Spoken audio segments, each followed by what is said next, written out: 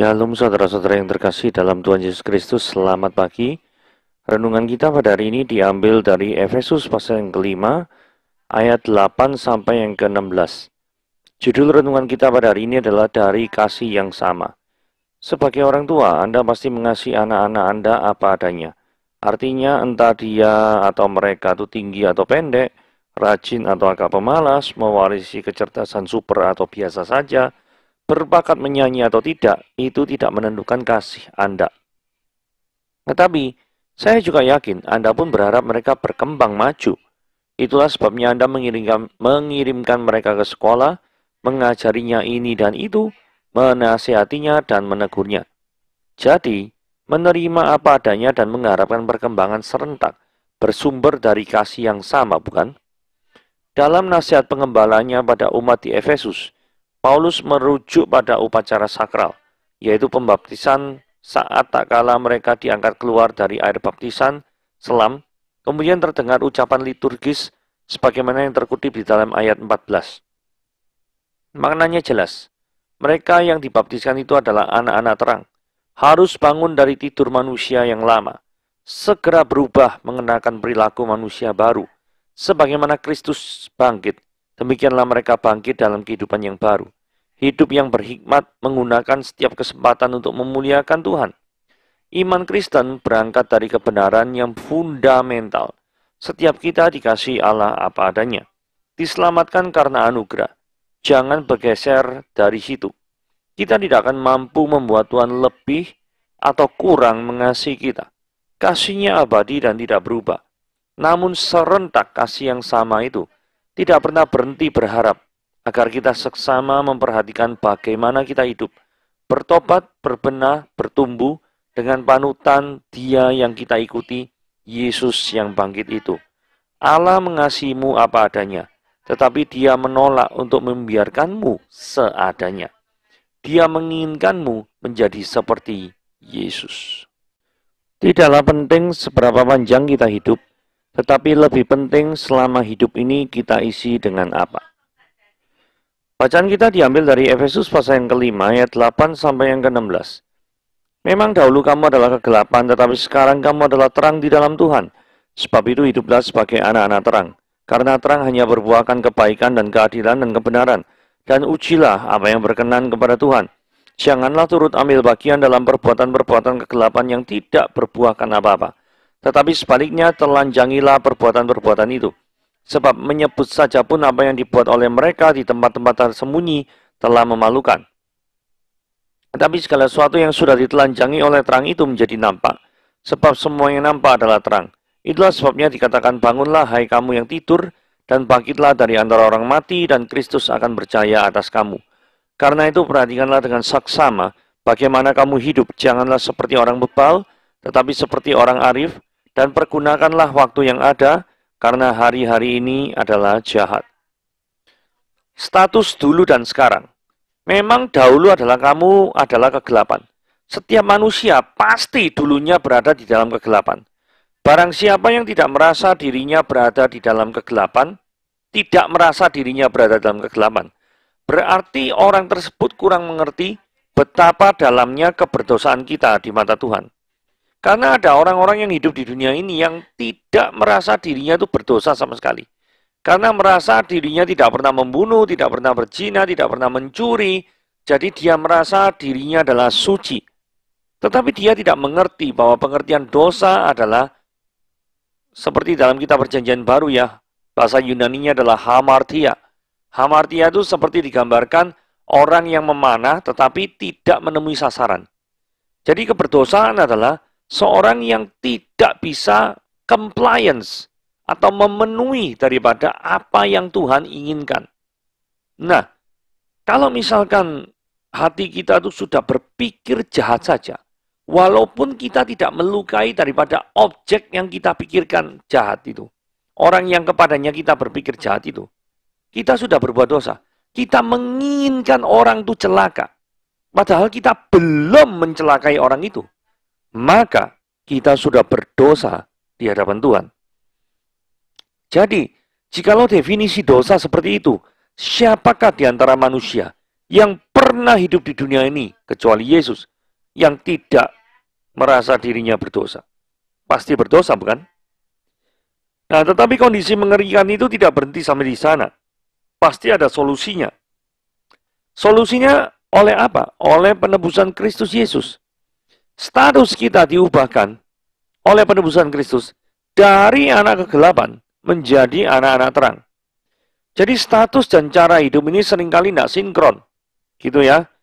Karena seringkali kita adalah anak-anak Allah, tetapi hidup dengan cara anak-anak setan.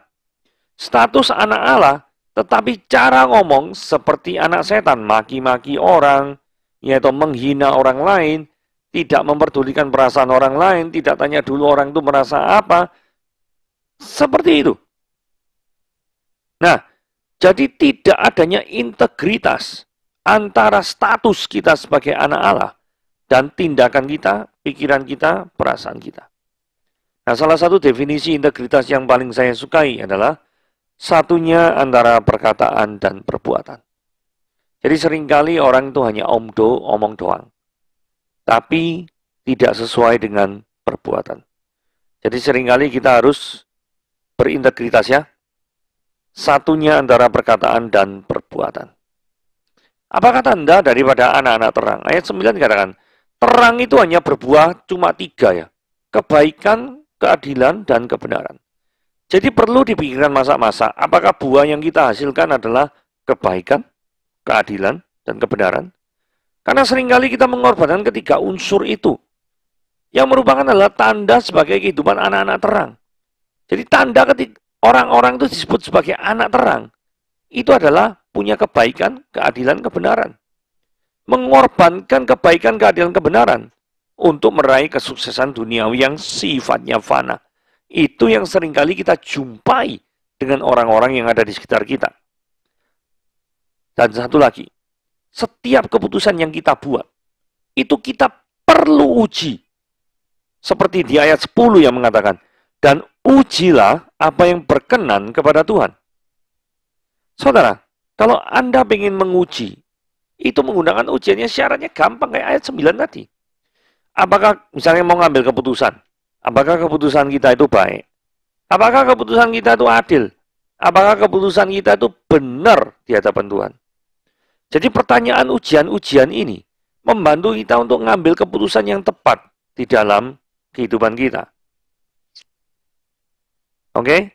Ayat 11. Janganlah turut ngambil bagian dalam perbuatan-perbuatan kegelapan. Nah, seringkali kehidupan lama kita itu seolah-olah memanggil kita untuk menjadi anak-anak dalam kegelapan lagi. Nah, ini yang tidak ingin Tuhan tidak ingin hal ini terjadi ya. Karena seringkali seperti bangsa Israel keluar daripada Mesir menuju ke tanah Kanaan. Tengah-tengah pengen balik ke Mesir lagi. Lah, ini kan cari masalah, diperbudak loh. Di Mesir itu diperbudak loh. Jadi kalau misalkan ada orang yang digoda untuk menjadi anak kegelapan lagi, berarti dia itu pengen balik lagi ke kehidupan semula, diperbudak oleh dosa. Saudara, ada satu hal yang perlu Anda ketahui. Kenikmatan dunia ini, saya jamin, tidak dapat mengalahkan kenikmatan hidup di dalam Tuhan.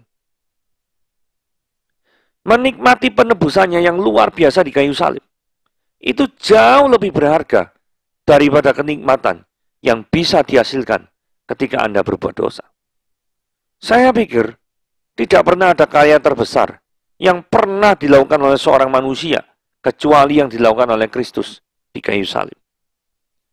Saudara, kalau perbuatan itu menguntungkan diri sendiri, tetapi menginjak-injak kebenaran, kebaikan, dan keadilan, berarti perbuatan itu, sekalipun Anda beruntung, sekali lagi, sekalipun itu menguntungkan Anda, tapi di mata Tuhan, itu tidak memiliki arti apapun. Firman Tuhan dengan tegas memperingatkan kita untuk meninggalkan semua perbuatan anak kegelapan itu. Tinggalkan, entah apapun itu. Jangan pernah Anda memelihara perbuatan-perbuatan yang tidak menyenangkan hati Tuhan. Firman Tuhan malah mengatakan, ayat 11, jangan turut ambil bagian dalam perbuatan-perbuatan itu. Kemudian dikatakan, telanjangilah perbuatan-perbuatan itu. Berarti Anda harus meninggalkan semuanya, tak berbekas satupun. Oke? Ayat 12. Sebab menyebut saja apapun yang dibuat mereka di tempat-tempat tersembunyi telah memalukan. Ini sangat menarik ya. Belum melakukan perbuatan kegelapan, tapi hanya nyebut saja, itu sudah sangat memalukan. Apalagi kalau melakukannya. Pertanyaannya, mengapa kok memalukan? Bagaimana mungkin anak terang melakukan perbuatan atau mempraktekkan gaya hidup daripada anak kegelapan? Contohnya seperti ini ya. Bagaimana mungkin pemain bola terkenal seperti Cristiano Ronaldo tidak bisa melakukan kontrol bola dengan baik? Memalukan, bukan? Bagaimana mungkin Manuel Neuer, kiper Jerman, timnas Jerman, melakukan lemparan terus jatuh ke kaki lawan, terus kebobolan gara-gara salah umpan seperti konyol seperti itu? Bagaimana mungkin? Statusnya Manuel Neuer, kiper terbaik yang pernah ada saat ini, tetapi melakukan tindakan yang tidak seharusnya dilakukan oleh kiper yang terbaik. Jadi ini tandanya antara nama besar atau status seseorang itu tidak cocok dengan realita yang ditunjukkan. Dan kalau ini yang terjadi, itu namanya memalukan. Terang versus gelap. Tetapi segala sesuatu yang sudah ditelanjangi oleh terang itu menjadi tampak. Sebab semua yang nampak adalah terang. Saudara, tidak ada perbuatan kegelapan yang selamanya tersembunyi. Tidak ada. There is no perfect crime. There is no perfect crime. Remember that words. There is no perfect crime. Jika perbuatan itu dihadapkan dengan terang, pasti perbuatan itu akan menuai penilaian yang sangat memalukan. Contohnya gini ya. Kisah Daud dan Batsheba. Daud memperoleh kenikmatan ketika dia berdosa, yaitu berzina dengan Batsheba. Tetapi itu kondisinya tidak berlangsung dengan lama. Tuhan tidak membiarkan daripada Daud itu untuk menikmati perfect crime-nya dia. Mazmur 51 itu adalah penyesalan Daud akibat ditegur oleh Nabi Nathan. Jadi ketika Nabi Nathan menegur keberdosaan Daud, jadi perbuatannya yang gelap tadi itu, Daud yang gelap tadi itu, yang dia pikir perfect crime, mungkin perfect crime di mata manusia ya. Tapi di mata Tuhan, engkau itu telanjang. Semuanya itu bisa kelihatan. Termasuk akal busuk daripada Daud. Untuk menaruh Uria di garis depan. Dengan tujuan supaya Uria itu mati. Sehingga dia bisa menikahi Batsheba. Itu semua rencana itu busuk di hadapan Tuhan. Dan semuanya itu bagi orang lain mungkin tidak tahu. Mungkin tidak merasa. Tetapi bagi Tuhan semuanya adalah terang. Jadi dalam hal terang versus gelap, pasti gelap itu kalah. Oke? Selain yang terakhir, seruan untuk giat bekerja bagi Tuhan. Itulah sebabnya dikatakan, bangunlah, hai kamu yang tidur, dan bangkitlah dari antara orang mati, dan Kristus akan bercahaya atasmu. Jadi jangan sampai sebagai orang percaya kita itu terlena dengan kenyamanan, sehingga tidak memberikan kontribusi apapun bagi kerajaan Tuhan. Jikalau kita bangkit, kerja, melayani Tuhan secara giat, maka terang Kristus itu akan membuat hidup kita menjadi berbeda serta jadi berkat bagi orang lain. Lihatlah kondisi dirimu saat ini. Karena itu perhatikanlah dengan seksama bagaimana kamu hidup. Pergunakanlah waktu yang ada karena hari-hari ini adalah jahat. Saudara, dalam kehidupan ini itu waktu itu terlalu singkat ya.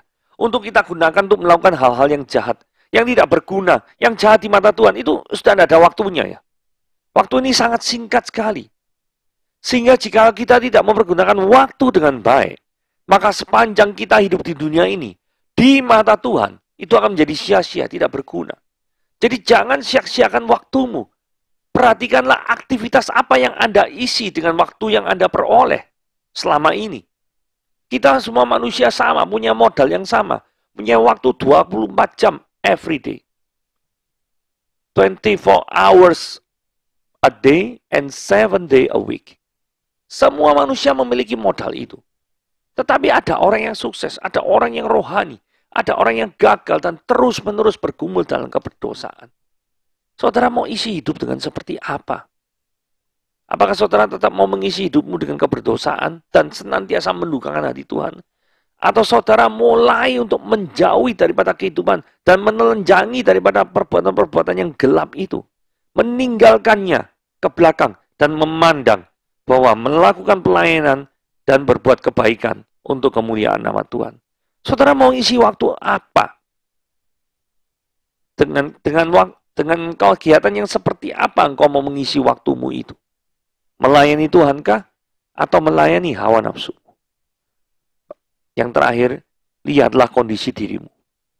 Tidaklah seberapa penting panjang hidup kita, umur kita sampai berapa, itu tidaklah penting. Setidaknya tidaklah terlalu penting. Jika dibandingkan dengan selama kita hidup, ini kita isi dengan apa? Karena usia ada di tangan Tuhan. Kita tidak tahu diberi kesempatan Tuhan sampai usia berapa. Kita tidak tahu dari sekarang sampai titik kita nanti kembali ke rumah Tuhan. Itu jaraknya berapa tahun. Nobody knows about that. Tidak ada satu orang pun yang tahu. Tetapi satu hal yang kita tahu adalah kita bisa mengisi waktu kita sesuai dengan kehendak Tuhan. Atau sebaliknya melawan kehendak Tuhan. The choice is yours. Pilihan ada di tanganmu. Saudara mau milih menjadi orang yang seperti apa? Tuhan Yesus memberkati.